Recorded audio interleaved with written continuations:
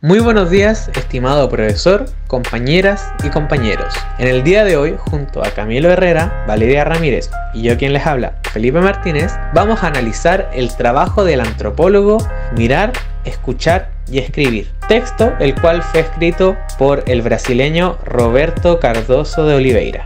Ahí está, una de las preguntas más simples y al mismo tiempo más profundas. ¿Por qué? Está en la base de casi todo lo que hacemos y hoy es la clave para entender el trabajo del antropólogo. Pensemos por un momento, ¿por qué celebramos ciertas fiestas? ¿Por qué nos comportamos de una manera en el trabajo y de otra en la casa? ¿Por qué seguimos tradiciones sin cuestionarlas? La antropología se trata precisamente de eso, de hacernos las preguntas correctas para entender el mundo que nos rodea. Cuando un antropólogo llega a una nueva comunidad, no solo mira lo que está pasando, sino que constantemente se pregunta ¿por qué? ¿Por qué viven de esta manera? ¿Por qué se organizan así? ¿Por qué hacen lo que hacen? Esa curiosidad es lo que guía su investigación. Y lo mejor es que, aunque a veces no lo notemos, nosotros también nos hacemos esas preguntas a diario en nuestro trabajo, en nuestras relaciones y en nuestras decisiones. Hoy quiero que todos nos pongamos en la piel de un antropólogo, que volvamos a preguntarnos el ¿por qué? Detrás de todo lo que observamos, escuchamos y escribimos. Vamos a ver cómo esta pequeña pero poderosa pregunta nos puede llevar a descubrir más sobre nosotros mismos y sobre las culturas que nos rodean. Bueno, pero antes de continuar, nosotros pensamos que las personas pueden llegar a caer en algún tipo de confusión entre la antropología y la sociología, puesto que son dos disciplinas sociales bastante semejantes, igual tienen características similares, entonces a veces quizás se podrían llegar como a enredar y queremos dejar bien en claro las diferencias entre estas dos ramas de estudio, ¿ya? Partiendo por el objetivo, la antropología se enfoca mucho más en el estudio de las culturas y de las sociedades humanas en un sentido amplio. Analiza las tradiciones, las costumbres, los rituales, las estructuras sociales, las lenguas, las creencias y todo eso no solamente de las sociedades actuales, sino también de las sociedades pasadas, incluyendo las comunidades pequeñas y también las indígenas o las que estaban previas, digamos, a las civilizaciones industriales. En cambio, la sociología se concentra mucho más en el análisis de las sociedades modernas, en la sociedad más compleja. Estudia la estructura social, las instituciones, los comportamientos colectivos, los cambios sociales y los fenómenos como la desigualdad, el poder, la cohesión social, principalmente en contextos más urbanos, digamos, más industriales. Deja de lado, digamos, a las agrupaciones más pequeñas. Luego vamos a continuar con los métodos de investigación. La antropología tiene un método distintivo en lo que es la observación participante, el trabajo de campo, prolongando entonces el contacto con las comunidades más específicas, ¿ya? La etnografía, por ejemplo. También utiliza entrevistas cualitativas para poder comprender la visión del mundo de las personas. La sociología, en cambio, utiliza métodos tanto cualitativos como cuantitativos. Realiza encuestas, estadísticas, análisis de datos, entrevistas para poder captar algunas tendencias en grandes poblaciones y sus estudios suelen ser más en una escala mucho más amplia, mucho más generalizable, digamos. Aparte, la finalidad de la antropología está más en comprender la diversidad cultural y los modos de vida humanos, respetando las diferencias entre las sociedades y así aportando una perspectiva crítica sobre el etnocentrismo. En cambio, la sociología se interesa más como en explicar las dinámicas sociales y los problemas estructurales para poder contribuir como al cambio social y a la mejora de las instituciones. Ahí entonces tenemos ya, digamos, una breve diferenciación entre estas dos disciplinas y ahora sí, continuemos. Vamos a empezar con la primera etapa fundamental del trabajo antropológico, la mirada. Ahora, cuando pensamos en mirar, solemos creer que se trata de algo automático, pero ¿alguna vez has notado cómo, después de aprender algo nuevo, empiezas a ver el mundo de manera diferente? Por ejemplo, cuando aprendemos sobre el arte, de repente notamos detalles en una pintura que antes pasaban desapercibidos, ¿verdad?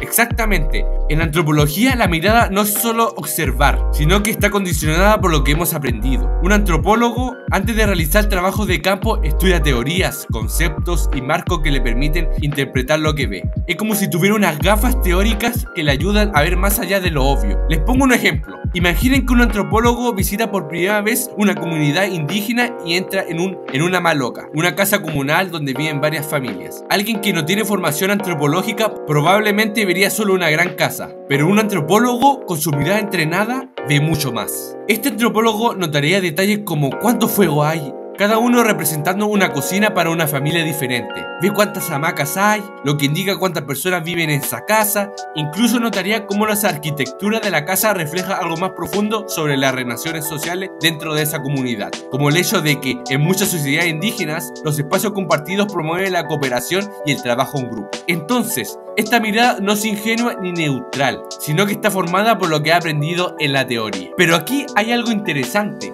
Aunque esta mirada está domesticada, no significa que sea estática. A medida que el antropólogo pasa más tiempo en el campo, su manera de observar se adapta. Empieza a notar cosas nuevas que la teoría no le había enseñado. Es un proceso en evolución.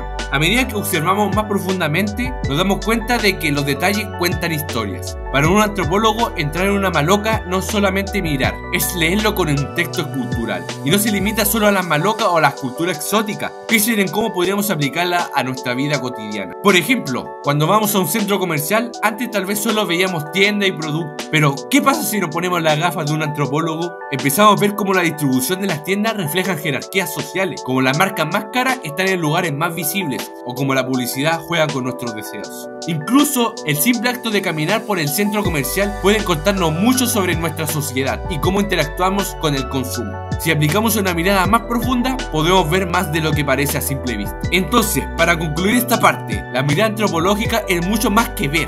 Es observar con intención, con marco de referencia. Es el primer paso en la construcción del conocimiento, por lo que vemos siempre está influenciado por nuestras experiencias y teorías previas. Y lo mejor de todo es que todos podemos empezar a desarrollar esta habilidad, no solo en antropología, sino en nuestra vida cotidiana. Escuchar. Como vimos anteriormente, mirar ayuda a entender el contexto físico, los gestos, las acciones y los comportamientos no verbales de los sujetos que se estudia. La escucha complementa la mirada, porque escuchar permite al investigador entender los significados detrás de los comportamientos, creencias e interpretaciones que solo pueden ser proporcionados por los locales. Por lo tanto, juntas permiten tener una visión más completa de lo estudiado, ya que no solo se ve lo que ocurre, sino se puede entender el significado detrás de ello. De igual manera, la entrevista facilita el estudio del antropólogo, porque le permite entender más a profundidad las perspectivas internas, las intenciones y los significados de las prácticas que se realizan en las comunidades estudiadas. A pesar de todo lo anterior, el idioma puede dificultar la investigación por dos razones. Una, la investigación muchas veces depende del dominio de idioma que tenga el etnólogo o entrevistador respecto de la comunidad estudiada. Y dos,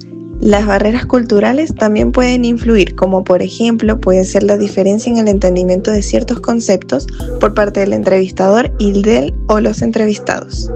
Además, de este tipo de entrevistas surge otra desventaja, y es que se desarrolla una relación no dialogal. Esto se debe a que la entrevista no se lleva a cabo como una conversación, sino que el entrevistador tiene el poder de dirigirla mediante preguntas que se le hacen relevantes o que son significativas en su investigación, por lo que limita la participación del informante. Es por ello que el autor propone permitir que surja una interacción entre ambas partes, es decir, una relación dialogal, generando que se fusionen las ideas entre los puntos de vista del entrevistador y del nativo para de esta manera poder extraer y entender mayor información. Y finalmente tenemos la observación participante, que permite al observador integrarse a la comunidad estudiada, por lo que ayuda a recolectar mayor información mediante la interacción con los demás individuos. Muy bien, ahora vamos a ver entonces la escritura. El acto de escribir como construcción del conocimiento ocupa un lugar fundamental en el trabajo del antropólogo, porque no solamente se limita a ser como una mera transcripción de los datos recolectados en el campo,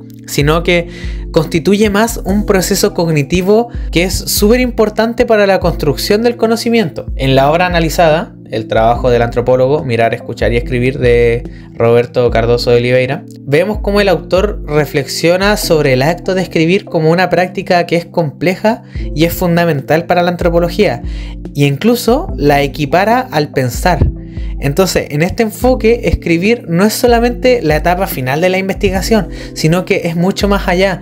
Es un espacio donde se profundizan los significados, se organiza la información y se elabora una narrativa coherente que entonces permite comunicar los hallazgos. La escritura antropológica tiene dos dimensiones, la de campo y la de gabinete.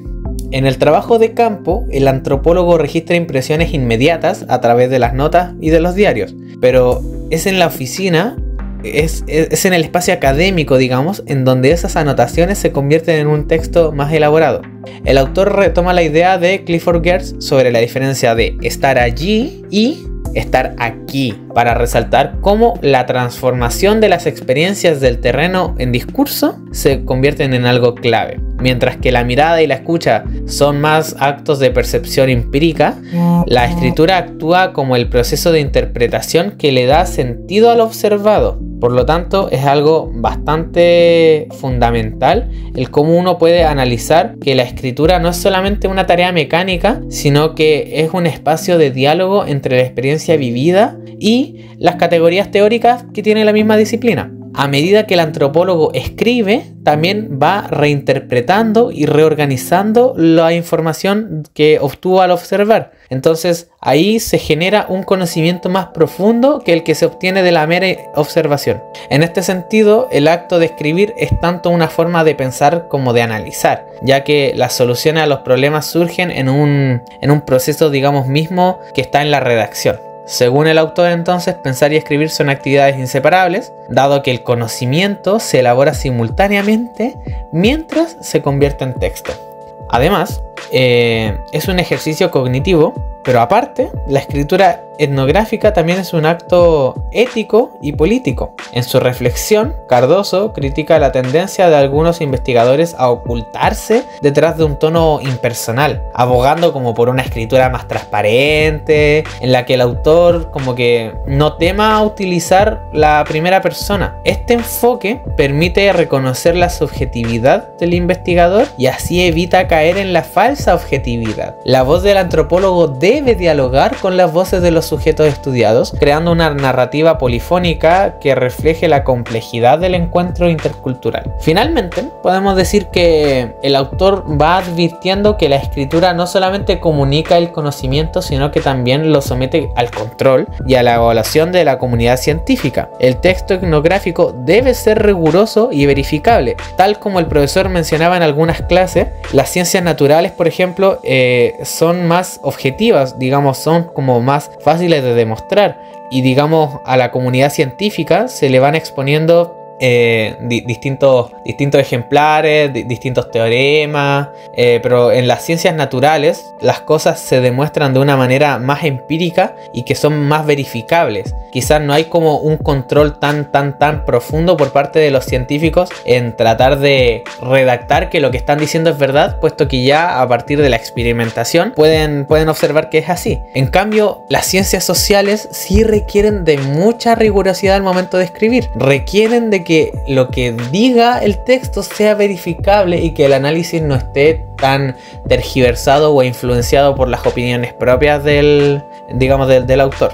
Entonces, por eso mencionamos que el texto etnográfico tiene que ser riguroso y tiene que ser verificable. Pero aún así, no tiene que perder de vista la dimensión interpretativa del trabajo. Entonces ahí tiene que buscar un equilibrio en el que sea una combinación ideal entre objetividad, pero también que tenga la interpretación, ¿ya? Porque igual si es que abunda demasiado en objetividad puede volverse un texto sin vida, por así decirlo. Escribir entonces es un proceso repetitivo en el que el texto se va revisando continuamente para mejorar tanto la claridad como también la veracidad de los argumentos. Podemos decir que para el antropólogo la escritura es más que solamente una herramienta, sino que es como un medio esencial para poder reflexionar, para poder analizar e interpretar la realidad. A través del acto del escribir, entonces, se transforma la experiencia vivida en conocimiento, se profundiza en la comprensión de los fenómenos sociales y se establece un diálogo constante con la comunidad científica. La escritura, por lo tanto, es el punto culminante del trabajo antropológico, en el que sintetiza la mirada y la escucha en un discurso significativo. Ahora, para que también tengamos una idea de cómo relacionamos la escritura con la etnografía, analicemos lo siguiente. El texto entonces componía, digamos, tres factores: el mirar, el escuchar y el escribir. En estos tres pilares se basa el trabajo del antropólogo. Ahora, ¿qué se mira y qué se escucha? Porque a partir de eso vamos a ver que también qué es lo que se escribe, ¿o no? Ya. Pero ¿qué es lo que se mira y qué es lo que se escucha? Es a la cultura, a la etnia, ¿o no? El etnos. Y finalmente se escribe.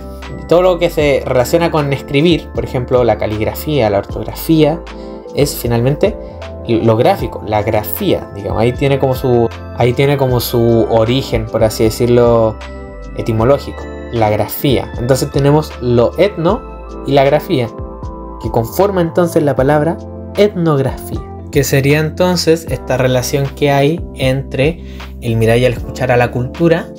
La etnografía es la escritura del análisis que hay a una sociedad o a una cultura.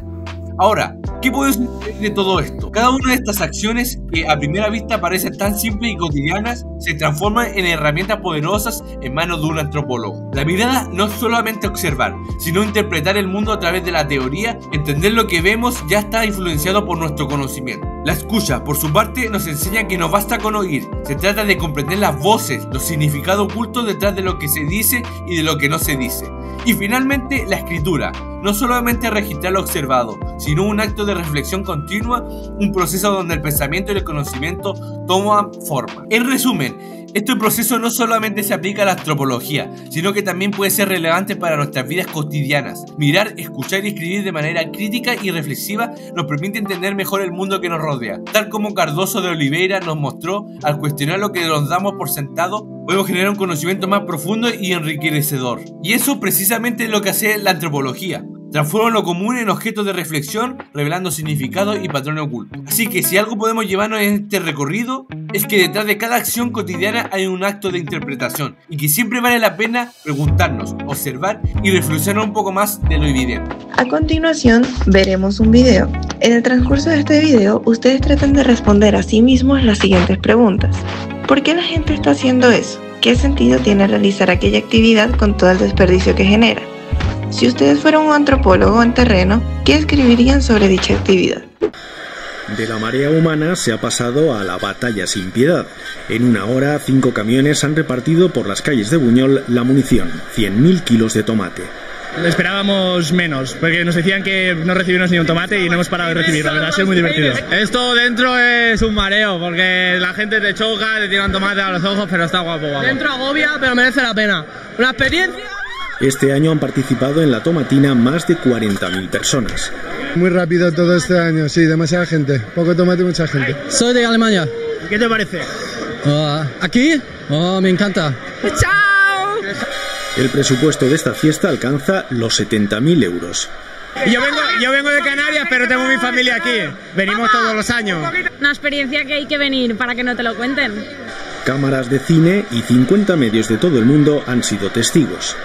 Lo que empezó hace más de 60 años como una pelea callejera ha acabado en una fiesta de interés turístico internacional. Después de la batalla, el agua devuelve la calma y alguno volverá a casa nadando. Ahora les explicaremos el contexto de lo que acaban de ver. El origen de esta actividad tiene diversas teorías. Sin embargo, la versión más fiable e histórica dice que todo comenzó en 1945. La plaza de la ciudad, donde la tomatina se celebra tradicionalmente en la actualidad, estaba llena de jóvenes para ser testigos de la fiesta tradicional de Gigantes y Cabezudos, el cual era un desfile de figuras gigantescas de carnaval con cabezas grotescas. Algunos jóvenes decidieron unirse a la comitiva del desfile porque querían participar. Este movimiento provocó el rechazo por parte de la comitiva, la cual comenzó un forcejeo donde empujaron a los que llevaban los disfraces gigantes. Uno de los participantes cayó y cuando se levantó empezó a pelear con quien estaba cerca de él y empezó una pelea. Por casualidad, allí justo había un puesto de verduras con cajas abiertas que mostraban los productos en venta, de los cuales en su mayoría eran tomates. La gente entonces fue agarrando los tomates y se los empezaron a lanzar unos a otros, cayendo en una especie de efecto dominó, hasta que las fuerzas locales intervinieron para detener el conflicto. Al año siguiente, al llegar el mismo miércoles de agosto, se repitió el mismo escenario con la diferencia de que los manifestantes llevaron los tomates desde su casa, y una vez más, la batalla fue detenida por la policía local. En los años sucesivos, las autoridades prohibieron la celebración, pero esta fiesta se ha seguido celebrando cada año desde entonces, de una forma u otra, gracias a la voluntad de los vecinos de hacerla perdurar. Al día de hoy, La fiesta sigue más vigente que nunca, teniendo incluso la participación de 28 países invitados, lo cual genera efectos positivos en la economía española debido al turismo y la comercialización que se hace en los lugares aledaños. Y, si se lo están preguntando, la tomatina no representa un gran desperdicio de alimento, puesto que en su mayoría los tomates utilizados en esta fiesta suelen ser tomates ya muy maduros, que no cumplen los estándares de venta internacional. Ahora que ya conoces el contexto, vuelve a responder las mismas preguntas de un inicio y compara tus respuestas.